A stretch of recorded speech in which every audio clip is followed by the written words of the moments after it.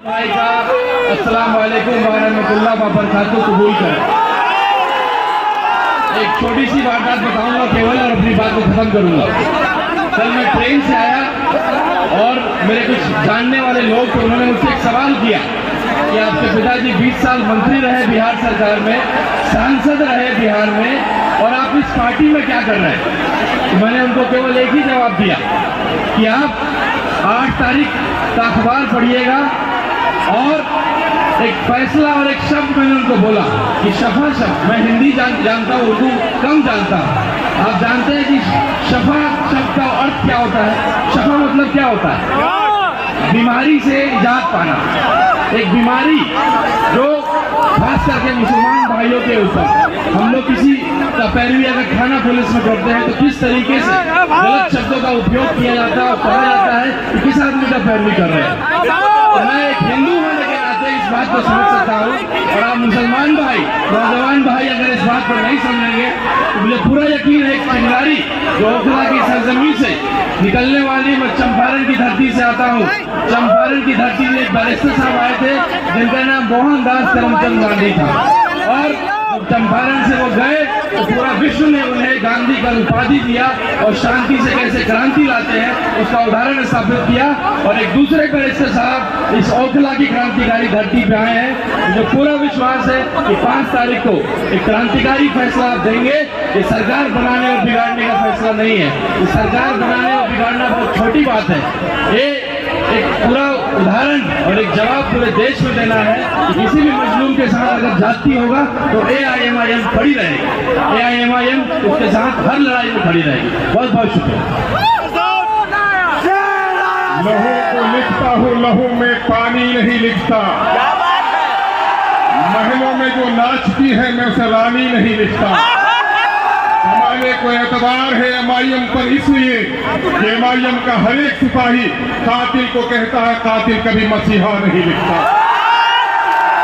सरजमीन दिल्ली के बहुत ही मारूफ और मशहूर हल्का और उसके एक बहुत ही मशहूर इलाका में जो बटला हाउस का इलाका है, जो मासूमों के खून और शहीदों के खून के कतरों का ऐलान का इलाका है, उस इलाके में आज के इस तूफानी इनकलाबी और तारीखी इजलास में हम सबों के महबूब नजर वतन अजीज में मजलूमों, मकबूरों, मायूसों, मजबूरों, लाचारों, बेबसों और दलितों की तवाना आवाज जनाब बैरिस्टर सौदीन अवैसी साहब, बाजू में बैठे हुए महाराष्ट्र के शेर और हिंदुस्तान के नौजवानों में हुक्मरानी करने वाले एक बेबाक लीडर जनाब भाई इम्तियाज जलील साहब, आज के इनकलाबी जलसे में बिहार से तशरीफ फरमा पार्टी के हमारे जिम्मेदार जनाब इंजीनियर आफ्ताब अहमद साहब, जनाब मुफ्ती अतहर जावेद कासमी साहब, जनाब आदिल साहब और राना रंजीत साहब, यहाँ पर आज की निजामत कर रहे भाई मुदस्सिर साहब और दीगर जिम्मेदारान, और इस वक्त MIM के शहदाइयों, मैं इस वक्त भाई जनाब सफाउर रहमान साहब के इंतखाब को कामयाब करने में आपके आंखों में जो रमक देखता हूँ, नौजवानों के चेहरे बुशरे पे जो जोश देखता हूँ, उनकी पेशानियों की लकीरें जो चमकती हुई देखता हूँ, मुझे यकीन ही नहीं पुख्ता एतमाद होने लगा है इंशाअल्लाहुल अज़ीज़ अब सफाउर रहमान की जीत को दुनिया की कोई तारीख नहीं है। आपका ये शानदार, आपका ये जानदार और आपका हौसला मंदाना इनकलाबी जलसा इस बात की अलामत है कि आज पूरे हिंदुस्तान में जो दिल्ली के इलेक्शन के ताल्लुक से खबरें सुनी जाती हैं, पढ़ी जाती हैं, यकीनन है कि दूसरे लोग ये देखेंगे कि दिल्ली में कौन जीतता है। मोदी जीतता है कि मोदी का छोटा भाई केजरीवाल जीतता है, बीजेपी जीतती है कि मजहल की बीजेपी जीतती है, ये तारीख ये पता होगा।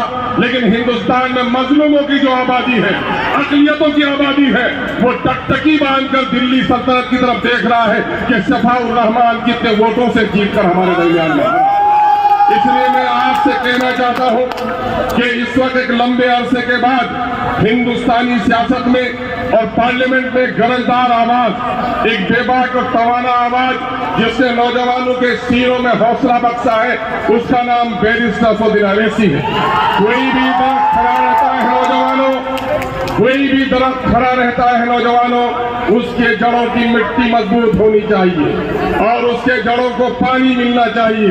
यकीनन है कि सफाउर रहमान की जीत सिर्फ आपकी जीत नहीं होगी, बल्कि पूरे हिंदुस्तान में मजलूमों की तमाम आवाज बैरिस्टर असदुद्दीन अवैसी साहब की बड़ी जीत होगी। और इस वक्त मैं कहता हूं बातिल ताकतों से, जो लोग ये सवाल करते हैं कि साहब यहाँ पर फला उम्मीदवार थे, यकीन जानो सिर्फ नामों से नहीं बल्कि कामों से लोगों को जाना जाता है।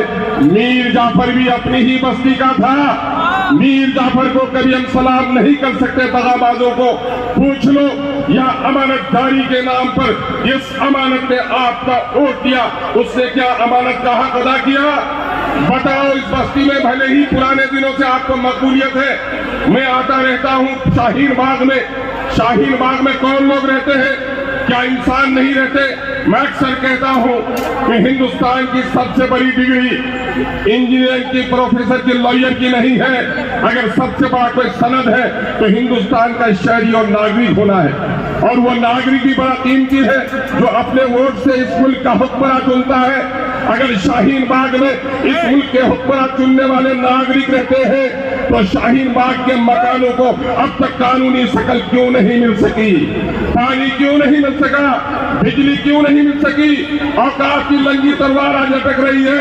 बताएं अमानत कि औकाफ की जायदादों को किसने तबाह बर्बाद किया है? पूछिए जरा केजरीवाल से कि केजरीवाल, कांग्रेस को हमने अपने दरवाजे से लौटा दिया था, तुमको गले लगाया था, क्या इसी दिन को देखने के लिए जब एनआरसी के मामले में हमारी माएं, बहनें और बेटियां वहां पर शाहीन बाग में बैठकर जलसा कर रही थी, सफाउर रहमान उसे क़यादत कर रहा था, तो बुलडोजर की धमकियां दे रहा था? एक केजरीवाल, तुझको शर्म नहीं आती कि पूरे दिल्ली के मुसलमानों ने तुझे वोट दिया था, लेकिन कोरोना नाम की जब बीमारी आई थी तो हमारे मुकद्दस एक इस्लामी मरकज तबलीगी जमात को तुमने बर्बाद करने का, बदनाम करने का काम किया। आज ये मजलिस उनसे सवाल पूछ रही है कि तुम्हारे पास इस सवाल का जवाब है कि नहीं है?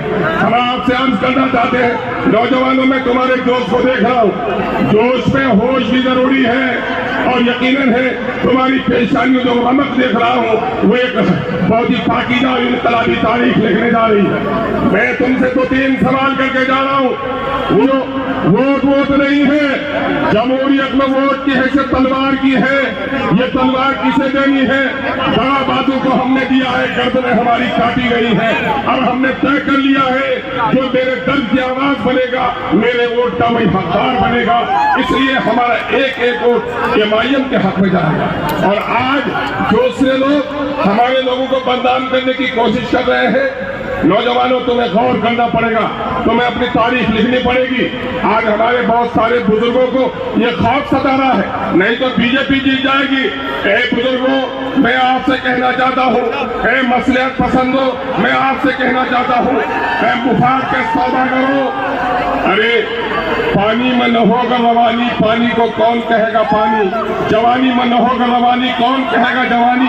जवानों, तुम्हारा मामला हिलने का नहीं है, बल्कि भीड़ को खड़ी रखने का है। अपनी ताकत में इजाफा करो। मैं इस वक्त सिर्फ बात आपसे कह के गुजर जाऊंगा कि इस वक्त हमारा आइन जमहूरी है, और इस वक्त मुल्क के सरहदों पर जितना खतरा है उससे ज्यादा खतरा हिंदुस्तान के आइन पर है। अगर ये आइन बाकी नहीं रहा, यकीन जानो, न इस मुल्क में मस्जिदें बाकी रहेंगी, न मंदिर बाकी रहेगा, न हिंदू रहेगा, न मुसलमान चैन से रह पाएगा।